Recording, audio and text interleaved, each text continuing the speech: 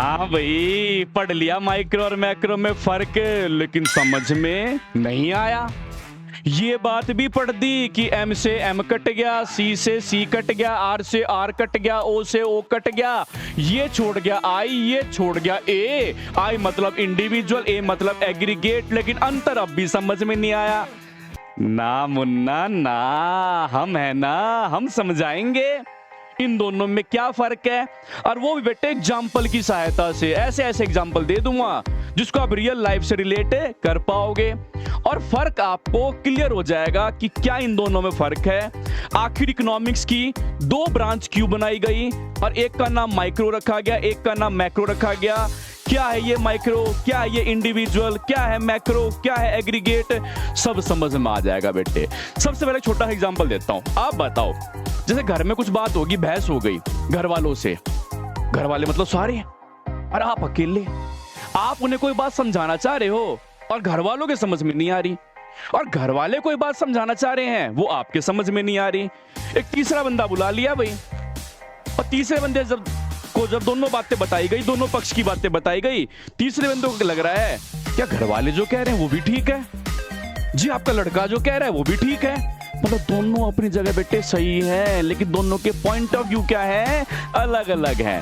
तो बेटे माइक्रो का इंडिविजुअल पॉइंट ऑफ व्यू है, मैक्रो का एग्रीगेट पॉइंट ऑफ व्यू है। इससे भी समझ में नहीं आया ना बेटे, लो दूसरा एग्जांपल उससे समझाता हूं।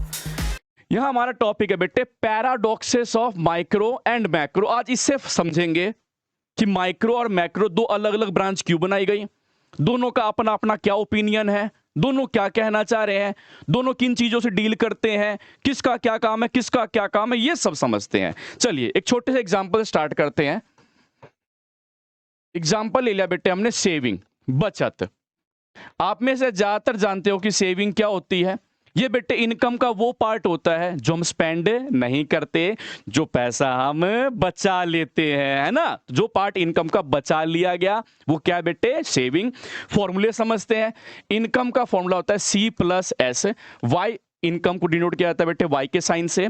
जो पैसा आप कमा रहे हो उसका एक पार्ट क्या कर दोगे बेटे, खर्च कंज्यूम कर दोगे, और दूसरा पार्ट क्या कर लोगे बेटे, सेव। तो यहां से अगर मैं सेविंग कैलकुलेट करूं तो फॉर्मूला क्या बना बेटे, y माइनस सी।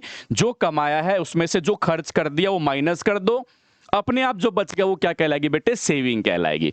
अब सेविंग का पॉइंट ऑफ व्यू जानते हैं कि सेविंग के बारे में माइक्रो क्या कहता है बेटे और मैक्रो क्या कहता है। माइक्रो सेविंग के बारे में क्या कहता है और मैक्रो सेविंग के बारे में क्या कहता है। और शायद आपको एंड में यह भी लगेगा कि हाँ दोनों अपनी जगह सही कह रहे हैं। चलिए सबसे पहले इंडिविजुअल पॉइंट ऑफ व्यू, क्योंकि माइक्रो आई छोड़ के गया था, तो इंडिविजुअल पॉइंट ऑफ व्यू का मतलब क्या हो बेटे। अगर मैं आपसे कहूं कि माइक्रो के पॉइंट से, इंडिविजुअल के पॉइंट से अगर आप अपनी इनकम का ज्यादा पार्ट बेटे सेव करोगे तो घर वालों की नजर में बताओ आपको घर वाले क्या कहेंगे, मेरा सोना बेटा, मेरा चांदी बेटा, मेरा नोनू सोनू, मेरा प्यारा बेटा, है ना, कहेंगे ना। क्यों? कि बेटा आप जो भी कमा रहे हो ना उसका ज्यादा ऐसा बचा के घर वालों को दे रहे हो। जी रखो रखो रखो, घर वाले बेटे बहुत खुश है आपसे। तो ऐसा कहा जाता है बेटे हमारी सोसाइटी में, हमारे समाज में, कि सेविंग ज्यादा करने से ना एक इंडिविजुअल का, एक व्यक्ति का एक अच्छी इमेज क्रिएट होती है घर में, समाज में, सोसाइटी में। मतलब सेविंग करना अच्छा है, बात सही है भाई, जायज भी है कि जितना ज्यादा सेव करेंगे हम, इससे अपने हम फ्यूचर को सिक्योर कर पाएंगे। फ्यूचर में जो अनसर्टेन एक्सपेंडिचर्स हैं, अचानक कोई खर्चा हो गया या खर्चा आ गया, उससे बच पाएंगे। घर में अचानक कोई बीमार हो गया और अचानक से बीमारी पे, इलाज पे बहुत ज्यादा खर्चा आ गया भाई, तो वो पैसा अगर हमारे पास होगा तो हम उस बीमारी से लड़ पाएंगे, हम बच पाएंगे। लेकिन बेटा अगर इनकम का सारा पार्ट खर्च कर दिया ना, उड़ा दिया, सब उड़ा दिया, सब खर्च कर दिया, तो क्या होगा, अचानक जो खर्चे आएंगे हम उनसे अपने आप को सिक्योर नहीं कर पाएंगे। तो यहां बेटे घर वाले कह रहे हैं कि भाई बचा बचा, जोड़ ले कुछ, सेव कर ले कुछ, तो उनकी सोच सही है अपनी जगह। तो बेटे सेविंग करना, ऐसा कहा जाता है माइक्रो पॉइंट से, एक गुड हैबिट है बेटे, एक अच्छी आदत है, हम सबको सेव करना भी चाहिए। तो सेविंग के बारे में माइक्रो कहता है हर व्यक्ति को सेव करना चाहिए, ज्यादा सेव करना चाहिए, इससे अपने फ्यूचर को हम सिक्योर कर पाएंगे, हम अपने आप को बचा पाएंगे। अब बेटे बात करते हैं मैक्रो क्या कहता है सेविंग के बारे में। मैक्रो मतलब बेटे एग्रीगेट, एग्रीगेट का मतलब एक बंदा सेव नहीं करेगा, देश में इकोनॉमी लेवल पे हर लोग सेव करने लगे, हर व्यक्ति सेव करने लग जाएगा। तो मान लो बेटे इकोनॉमी में अगर हर एक व्यक्ति ज्यादा ज्यादा पार्ट अपनी इनकम का सेव करेगा तो क्या होगा, हम सबका बेटे लेवल ऑफ कंजम्पशन क्या हो जाएगा, कम हो जाएगा। अगर हम अपनी इनकम का ज्यादा ज्यादा पार्ट क्या कर लेंगे बेटे, सेव करेंगे, तो खर्चे अपने आप ही क्या हो जाएंगे, कम होते चले जाएंगे। मान लो आप कमा रहे हो 10,000 और उसमें से बेटे आपने 2,000 खर्च कर दिए, या चलो 2,000 नहीं, आपने अपनी इनकम में से 7,000 खर्च करे, तो आपके पास सेविंग कितनी बची बेटे, 3,000। अगर बेटे ये खर्चे या सेविंग, सेविंग मान लो कल को 4,000 करना चाह रहे हो आप, तो खर्चे अपने आप कितने हो जाएंगे, 6,000। सेविंग करना चाह रहे हो बेटे आप 9,000, तो खर्चे कितने हो जाएंगे, 1,000। तो बेटे आपने यहां से क्या देखा, अगर सेविंग को बढ़ाया जाए ना तो खर्चे अपने आप क्या होते चले जाएंगे बेटे, कम होते चले जाएंगे, क्योंकि हम मान के चल रहे हैं हमारी इनकम क्या है, कांस्टेंट है। और सेम इनकम में से हम ज्यादा ज्यादा पार्ट सेव करना हमने शुरू कर दिया। सिर्फ मैं नहीं कर रहा बेटे, हर व्यक्ति इस देश में कर रहा है, हर व्यक्ति देश में सेव कर रहा है, ज्यादा ज्यादा पार्ट इनकम का सेव कर रहा है। तो हमने क्या देखा, अगर सेविंग बढ़ेगी तो इकोनॉमी में लेवल ऑफ कंजम्पशन क्या हो जाएगा बेटे, कम हो जाएगा। और इकोनॉमी में लेवल ऑफ कंजम्पशन का कम होना मतलब कंजम्पशन इकोनॉमी के पॉइंट से एक एग्रीगेट डिमांड का पार्ट होता है बेटे। एग्रीगेट डिमांड मतलब हर व्यक्ति देश में जो सभी गुड्स और सर्विसेज की डिमांड करने लग रहे हैं उसे हम एग्रीगेट डिमांड बोलते हैं। मान लो मुझे ये मार्कर चाहिए था, मुझे ये बोर्ड चाहिए था, मुझे स्क्रीन चाहिए थी, एसी चाहिए था, ये सभी गुड्स और सर्विसेज की डिमांड। तो बेटे इकोनॉमी में हर व्यक्ति जो सभी गुड्स और सर्विसेज की डिमांड कर रहा है उसे एग्रीगेट डिमांड कहते हैं। तो अगर हर व्यक्ति के खर्चे कम हो जाएंगे, कंजम्पशन कम हो जाएंगे, तो इसका मतलब बेटे इकोनॉमी पॉइंट से सोचें अगर हम, तो level of AD, aggregate demand बेटे क्या हो जाएगा, कम हो जाएगा। हर व्यक्ति कम से कम डिमांड करेगा, ऐसा दिखेगा हमें। जब बेटे हर व्यक्ति देश में कम से कम डिमांड करेगा, सब अपने खर्चे कम कर देंगे, तो इससे क्या होगा, इकोनॉमी के पॉइंट से सोचना बेटे, सभी प्रोड्यूसर्स के पॉइंट से। मैं प्रोडक्शन कर रहा हूं और मेरे जैसे 1,000, 10,000, 50,000, कई लाखों लोग क्या कर रहे हैं, जैसे प्रोडक्शन कर रहे हैं। वो बेटे प्रोडक्शन क्या देख के करते हैं, जब उनके पास डिमांड आती है। जब डिमांड आएगी तभी तो बेटे प्रोडक्शन होगा ना, डिमांड हो नहीं रही है और हम प्रोडक्शन करके छोड़ दें तो बेटे वो सारा का सारा आउटपुट हमारे पास अनसोल्ड रह जाएगा। और अनसोल्ड आउटपुट क्या देके जाएगा बेटे, लॉस देके जाएगा, घाटा होगा जब बिकेगा ही नहीं मार्केट में। तो क्या देखा हमने, अगर इकोनॉमी से लेवल ऑफ एडी कम हो जाएगा, एग्रीगेट डिमांड कम हो जाएगी, तो बेटे इकोनॉमी में प्रोडक्शन कम हो जाएगा। और इकोनॉमी में प्रोडक्शन कम होने का मतलब बेटे एग्रीगेट सप्लाई, हर व्यक्ति फिर हर एक प्रोड्यूसर कम से कम आउटपुट प्रोड्यूस करना चाहेगा, कम से कम आउटपुट बेचना चाहेगा। क्यों, क्योंकि बेटे डिमांड ही नहीं है मार्केट में। तो बेटे जब इकोनॉमी में डिमांड नहीं होगी तो इससे एग्रीगेट सप्लाई, हर व्यक्ति हर एक प्रोड्यूसर जो आउटपुट प्रोड्यूस करना चाहते हैं, जो बेचना चाहते हैं, वो सब कम से कम बेचना चाहेंगे। तो इकोनॉमी में एग्रीगेट सप्लाई बेटे क्या हो जाएगी, कम हो जाएगी। और बेटे जो आउटपुट हम प्रोड्यूस करते हैं ना, जो आउटपुट हम प्रोड्यूस करते हैं उसके लिए हम क्या हायर करते हैं बेटे, मैन पावर हायर करते हैं, लोगों को काम देते हैं, है ना। तो जब प्रोडक्शन ज्यादा थी तो मैन पावर ज्यादा चाहिए थे तो इंप्लॉयमेंट देश में बढ़ रही थी, रोजगार बढ़ रहा था। अब बेटे प्रोडक्शन हो गई कम, जब बेटे प्रोडक्शन कम हो जाएगी तो मैन पावर की रिक्वायरमेंट भी क्या हो जाएगी, कम हो जाएगी। कम लोग चाहिए प्रोडक्शन करने के लिए, जब कम लोग चाहिए होंगे प्रोडक्शन करने के लिए तो क्या होगा, देश में अनएम्प्लॉयमेंट क्या हो जाएगी बेटे, बढ़ जाएगी। अनएम्प्लॉयमेंट क्या हो जाएगी, बढ़ जाएगी, बेरोजगारी बढ़ जाएगी। अब आप बताओ, क्या बेरोजगारी का बढ़ना, अनएम्प्लॉयमेंट का बढ़ना क्या इकोनॉमी के लिए अच्छे साइन है बेटे, क्या पॉजिटिव साइन है? क्या होगा इससे, जब बेरोजगारी बढ़ेगी तो लोगों की इनकम क्या हो जाएगी बेटे, कम हो जाएगी। इनकम कम हो जाएगी तो लोगों के खर्चे फिर से क्या हो जाएंगे, कम हो जाएंगे। खर्चे कम हो जाएंगे, फिर से डिमांड क्या हो जाएगी, कम हो जाएगी देश की। फिर से प्रोडक्शन क्या हो जाएगा, कम हो जाएगा। फिर से अनएम्प्लॉयमेंट क्या होगी, बढ़ेगी। जीडीपी गिरेगी देश की, इतना सब कुछ होगा। क्या ये बेटे पॉजिटिव साइन है, क्या ये अच्छे साइन है? तो अब बताओ, इकोनॉमी के पॉइंट से, देश के पॉइंट से क्या हमें सेविंग करनी चाहिए? इंडिविजुअल कहता है हाँ भाई सेविंग करनी चाहिए, घर में शादी आ गई अचानक, पैसा होगा तभी तो करेंगे। घर में अचानक कोई बीमार हो गया, पैसा होगा तभी तो इलाज होगा। मतलब अगर घर में सेव नहीं करके रखा हुआ, पैसा बचा के नहीं रखा हुआ है, तो अनएक्सपेक्टेड खर्चों को हम कवर नहीं कर पाएंगे, हम उनसे नहीं बच पाएंगे। तो घर वाले कह रहे हैं बेटे सेव करना चाहिए, एक हाउस होल्ड कह रहा है सेव करना चाहिए, एक फैमिली कह रही है सेव करना चाहिए, फ्यूचर सिक्योर होगा, हम तो अपना सोचेंगे। और देश कह रहा है बेटे, इकोनॉमी कह रही है सेव नहीं करना चाहिए, क्योंकि सेव ज्यादा करेंगे तो डिमांड कम होगी, डिमांड कम होगी तो प्रोडक्शन कम होगा, प्रोडक्शन कम होगी तो अनएम्प्लॉयमेंट बढ़ेगी, बेरोजगारी बढ़ेगी। और बेरोजगारी का बढ़ना बेटे देश के लिए सही नहीं है। आगे बात समझ में नहीं आई तो बेटे एक और एग्जाम्पल से समझो। दूसरा एग्जांपल लेते हैं बेटे, वेज रेट।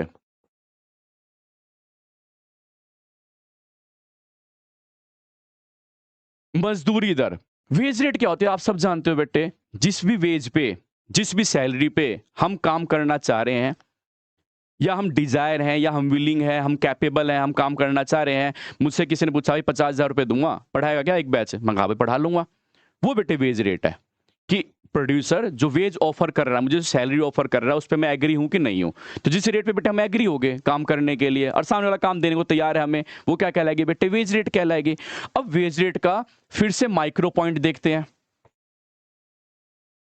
माइक्रो पॉइंट, अगर बेटे वेज रेट बढ़ेगी ना, वेज रेट का बढ़ना मतलब मैं पहले 50,000 रुपये दिहाड़ी पे काम करना चाह रहा था, और काम मुझे मिल भी रहा था, दिहाड़ी छोड़ो बेटे, दिहाड़ी नहीं सॉरी, मैं काम करना चाह रहा था 50,000 पे।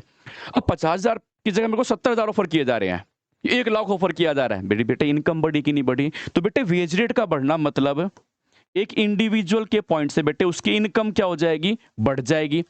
और जब बेटे इनकम बढ़ेगी तो उसकी क्वालिटी ऑफ लाइफ, उसका लिविंग स्टैंडर्ड, ये क्या हो जाएगा बेटे? इंप्रूव हो जाएगा। वो अच्छी से अच्छी क्वालिटी के गुड्स, अच्छी से अच्छी क्वालिटी की सर्विसेज वो कंज्यूम कर पाया, क्योंकि पहले वो कम कमा रहा था तो पहले लो क्वालिटी, इंफीरियर क्वालिटी ये गुड्स कंज्यूम करा करता। अब ज्यादा कमा रहा है, अब महंगी चीजें खरीदता है, लग्जरी आइटम परचेज करता है, महंगी महंगी गाड़ियों में घूमता है, उसका बेटे लिविंग स्टैंडर्ड बढ़ गया। क्यों? वो पहले से ज्यादा कमा रहा है। तो बेटे हर व्यक्ति देश में क्या सोचेगा? एक इंडिविजुअल क्या सोचेगा? मैं कम से कम सैलरी मिले, ज्यादा से ज्यादा सैलरी मिले, कम से कम मजदूरी मिले, ज्यादा से ज्यादा मजदूरी मिले, ज्यादा से ज्यादा मिले, ताकि उसकी क्वालिटी ऑफ लाइफ इंप्रूव हो सके, उसका लिविंग स्टैंडर्ड इंप्रूव हो सके। तो इंडिविजुअल पॉइंट ऑफ व्यू क्या कहता है बेटे? माइक्रो क्या कहता है? वेज रेट ज्यादा से ज्यादा होनी चाहिए, सैलरी ज्यादा से ज्यादा होनी चाहिए। अब बेटे बात करते हैं मैक्रो पॉइंट क्या कहता है। मैक्रो के पॉइंट से अगर बेटे वेज रेट बढ़ गई ना, तो एक लेबर की नहीं बढ़ेगी, एक एम्प्लॉय की नहीं बढ़ेगी बेटा, सबकी बढ़ेगी। फर्म के पॉइंट से अगर हम सोचे, इंडस्ट्री के पॉइंट से सोचे, जहां एक बंदा काम नहीं कर रहा है, हजारों लाखों करोड़ों लोग काम करने लग रहे हैं बेटे, तो अगर सबकी वेज रेट बढ़ जाएगी, सबकी सैलरी बढ़ जाएगी, तो एक फर्म के पॉइंट सोचो जिसमें कई सारे वर्कर्स काम कर रहे हैं। तो बेटे फर्म जब पहले उनसे काम करवाया करती, तो उन्हें कम सैलरी दिया करती, कम मजदूरी दिया करती, अब ज्यादा मजदूरी देनी पड़ रही है, ज्यादा सैलरी देनी पड़ रही है। तो बेटे फर्म के पॉइंट से अगर वेज रेट कल को बढ़ गई, तो बेटे कॉस्ट ऑफ प्रोडक्शन बढ़ेगी कि नहीं बढ़ेगी? उत्पादन की लागत बढ़ेगी कि नहीं बढ़ेगी? कॉस्ट ऑफ प्रोडक्शन मतलब बेटे आउटपुट प्रोड्यूस करने के लिए जो भी फैक्टर इनपुट्स आप यूज कर रहे हो, लैंड रेंट ज्यादा देना पड़ रहा है बेटे, कॉस्ट बढ़ जाएगी। लेबर को वेजेस ज्यादा देनी पड़ेगी, कॉस्ट बढ़ जाएगी। कैपिटल मार्केट से पैसा उठा रखा, उस पर ब्याज बढ़ गया बेटे, कॉस्ट बढ़ जाएगी। मतलब बेटे रॉ मटेरियल महंगा हो गया, कॉस्ट बढ़ जाएगी। फ्यूल महंगा होगा, कॉस्ट बढ़ जाएगी। इलेक्ट्रिसिटी महंगी, कॉस्ट बढ़ जाएगी। बेटे कोई भी एक फैक्टर अगर महंगा होगा ना, तो इससे आउटपुट की कॉस्ट पे इंपैक्ट पड़ेगा। पहले सस्ते चीजों में काम, सस्ते रेट पे काम हो रहा था, अब महंगे रेट पे काम हो रहा है। पहले कम वेजेस में काम करने को तैयार थे, अब हाई वेजेस पे काम करने को तैयार हैं। तो बेटे अगर खर्चा बढ़ेगा ना, मतलब लेबर को अगर वेजेस ज्यादा देंगे, तो खर्चा भी क्या आएगा? ज्यादा आएगा। कॉस्ट ऑफ प्रोडक्शन बेटे क्या हो जाएगी? बढ़ जाएगी। और जब बेटे कॉस्ट ऑफ प्रोडक्शन बढ़ेगी ना, तो फर्म को तो अपना सेम प्रॉफिट चाहिए, फर्म में प्रॉफिट के साथ बेटे कोई कॉम्प्रोमाइज नहीं करेगी। तो जब फर्म की कॉस्ट ऑफ प्रोडक्शन बढ़ेगी बेटे, तो इससे प्राइस पे भी इंपैक्ट पड़ेगा कि नहीं पड़ेगा? किस पे इंपैक्ट पड़ेगा बेटे? प्राइस पे। क्यों? क्योंकि प्राइस का बेटे फॉर्मूला होता है cost of production plus profit. जो लागत आ रही है उसमें हम अपना एक प्रॉफिट एक्स्ट्रा जोड़ के चलते हैं, उससे क्या आता है बेटे? प्राइस। हमने प्रॉफिट के साथ कोई कॉम्प्रोमाइज नहीं करना चाह रहे, हम चाह रहे हैं हम सेम प्रॉफिट अर्न करें। तो उस केस में बेटे क्या होगा? जब कॉस्ट बढ़ेगी तो प्राइस पे इंपैक्ट डालेगी, गुड्स का प्राइस भी क्या होगा? बढ़ेगा। तो बेटे कॉस्ट ऑफ प्रोडक्शन के बढ़ने से हमने क्या देखा? गुड्स का बेटे प्राइस क्या होगा? बढ़ेगा। अब फार्म के पॉइंट से जब सोच रहे हैं, तो हम एक गुड्स की तो बात करेंगे नहीं बेटे, मल्टीपल गुड्स जो इकोनॉमी में प्रोड्यूस की जा रही हैं, उनके लिए सारे लेबर जो हमने हायर कर रखे हैं, वर्कर हायर कर रखे हैं, एम्प्लॉय हायर कर रखे हैं, अगर उन सबको ज्यादा पेमेंट करनी पड़ेगी, तो हर एक चीज जो देश में प्रोड्यूस की जा रही है वो महंगी बनेगी। जब महंगी बनेगी तो महंगी बिकेगी भी, मतलब गुड्स का प्राइस क्या हो जाएगा? बढ़ जाएगा। जब बेटे प्राइस बढ़ेगा ना, तो हमारी परचेजिंग पावर पे भी इंपैक्ट डालेगा बेटे। वो हमारी परचेजिंग पावर, क्रय शक्ति, खरीदने की क्षमता, जो भी गुड्स हम खरीद सकते हैं अपनी इनकम से, अब नहीं खरीद पाएंगे बेटे, क्योंकि चीजें क्या हो जाएंगी? महंगी हो जाएंगी, महंगी हो जाएंगी। तो हमारी परचेजिंग पावर क्या हो जाएगी बेटे? गिर जाएगी। हर एक व्यक्ति जो जितना पहले कमा रहा था उतना ही अगर आज भी कमा रहा है तो पहले उस इनकम में जितने गुड्स खरीद सकता था उतने आप बेटे नहीं खरीद पाएगा। एक छोटे से एग्जांपल समझो, मान लो आपकी जेब में ना बेटे 100 रुपए है, या घर वालों ने आपको 100 रुपए दिए और घर वालों ने कहा बेटे जा मंडी से ना आलू ले आइयो, और आलू बेटे मिल रहे हैं 20 रुपए पर केजी। 20 रुपए पर केजी आलू मिलने लग रहे हैं। मतलब घर वालों की सोच से, घर वालों के पॉइंट से, घर वालों को 100 रुपए दे दिए, आप बेटे कितने किलो आलू ले आओगे? 5 किलो बेटे आलू यहां से ले आओगे मंडी से। जब बेटे आप मार्केट गए ना, मंडी में गए, वहां जाके पता लग रहा है आलू 20 रुपए किलो तो है ही नहीं, आलू तो 25 रुपए किलो हो गया रेट। अब बेटे 25 रुपए किलो रेट हो गया है तो अब आप कितना खरीद पाओगे बेटे? सिर्फ 4 किलो खरीद पाओगे। पहले से कम खरीद पाए कि नहीं खाए? इसी को कहते हैं बेटे परचेजिंग पावर, कि पहले 100 रुपए की अपनी इनकम में आप 5 किलो खरीद सकते थे। पहले कितना खरीद सकते थे? 5। और अब कितना खरीद पाओगे बेटे? 4 किलो खरीद पाओगे। पहले से कम खरीद पाए कि नहीं खरीद पाए?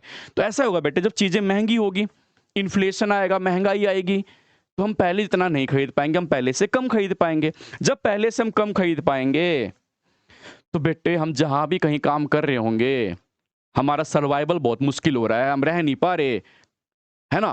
तो उस केस हम क्या करेंगे? हाई वेज की डिमांड करेंगे, हाई सैलरी की डिमांड करेंगे, हम स्ट्राइक पे बैठेंगे, धरने पे बैठेंगे, हम कहेंगे भाई हमारी सैलरी बढ़ाई जाए, वेजेस बढ़ाई जाए, कैसे भी करके। तो बेटे हम ज़्यादा सैलरी की डिमांड करेंगे। तो इसका मतलब हाई वेज रेट की डिमांड हो जाएगी बेटे इकोनॉमी में। हर कोई जहां काम कर रहा है वो कहेगा जी हमारी सैलरी बढ़ाओ, सैलरी बढ़ाओ, सैलरी बढ़ाओ, हमारी वेजेस बढ़ाओ, वेजेस बढ़ाओ, वेजेस बढ़ाओ। और बढ़ानी पड़ेगी फर्म को, क्योंकि मैन पावर ही नहीं रहेंगे तो बेटे प्रोडक्शन कैसे होगी? प्रोडक्शन नहीं हो पाएगी। तो उस केस में हमने क्या देखा बेटे, वेज रेट जब बढ़ेगी ना तो फिर से कॉस्ट ऑफ प्रोडक्शन क्या हो जाएगा? फिर से कॉस्ट ऑफ प्रोडक्शन बढ़ेगा। कॉस्ट ऑफ प्रोडक्शन बढ़ेगा बेटे, फिर से प्राइस बढ़ेगा, फिर प्राइस बढ़ेगा, फिर कॉस्ट ऑफ प्रोडक्शन बढ़ेगा, फिर सॉरी बेटे प्राइस बढ़ेगा, फिर से परचेजिंग पावर क्या हो जाएगी? कम हो जाएगी। परचेजिंग पावर कम हो जाएगी, फिर से हम हाई वेज रेट की डिमांड करेंगे, वेज रेट बढ़ेगा, फिर प्राइस बढ़ेगा। मतलब कुल मिलाकर ना बेटे हम एक सर्कल में, एक साइकिल में फंस जाएंगे, जिसे कहा जाता है बेटे वेज प्राइस स्पाइरल, मजदूरी कीमत जाल। इसे बेटे शॉर्ट में इन्फ्लेशन भी कहते हैं, महंगाई भी कह देते हैं। तो बेटे आपने यहां से क्या सीखा कि अगर एक व्यक्ति के पॉइंट से सोचे, अगर सैलरी बढ़ाई जाए, वेज रेट बढ़ाई जाए, उसके लिए बेटा फायदेमंद है। लेकिन बेटा अगर इकोनॉमी के पॉइंट सोचे, अगर सबकी सैलरी बढ़ जाएगी तो इकोनॉमी पर क्या इंपैक्ट पड़ेगा, वो हमने इंपैक्ट देखा बेटे, इन्फ्लेशन देखने को मिला। इससे पिछले एग्जांपल बेटे सेविंग में हमने क्या देखा, एक व्यक्ति ज्यादा बचाएगा उसके लिए अच्छा है, उसका फ्यूचर सिक्योर होगा। लेकिन अगर हर कोई बचाने पे आ गया तो देश में बेरोजगारी बढ़ेगी, क्योंकि कंजम्पशन नहीं होगी, डिमांड नहीं होगी, प्रोडक्शन नहीं होगा, तो बेरोजगारी बढ़ेगी, अनएम्प्लॉयमेंट बढ़ेगी। वहां देखा हमने अनएम्प्लॉयमेंट बढ़ रही थी, यहां देखा हमने इन्फ्लेशन बढ़ रही है, महंगाई बढ़ रही है। अब बेटे इकोनॉमी के पॉइंट सोचो, ये सब इश्यूज हैं कि नहीं है, प्रॉब्लम्स हैं कि नहीं है। तो सवाल पूछा गया बेटे मेरे से कि आखिर माइक्रो और मैक्रो को अलग अलग क्यों पढ़ते हैं? इकोनॉमिक्स की दो अलग ब्रांच क्यों बनाए गए, दो अलग डिपार्टमेंट क्यों बनाए गए? वो बेटे इसलिए बनाए गए ताकि दोनों के पॉइंट ऑफ व्यू जान सके हम। इंडिविजुअल पॉइंट क्या कहता है, एग्रीगेट पॉइंट क्या कहता है। इंडिविजुअल के पॉइंट से एक अलग पॉलिसी बनाई जाएगी, एग्रीगेट के पॉइंट से अलग पॉलिसी बनाई जाएगी। ये है बेटे मेन कारण कि दो अलग अलग ब्रांच क्यों बनाई गई, दो अलग अलग डिपार्टमेंट क्यों बनाए गए, ताकि हम दोनों का पॉइंट ऑफ व्यू जान सके। तो आगे बात बेटे समझ में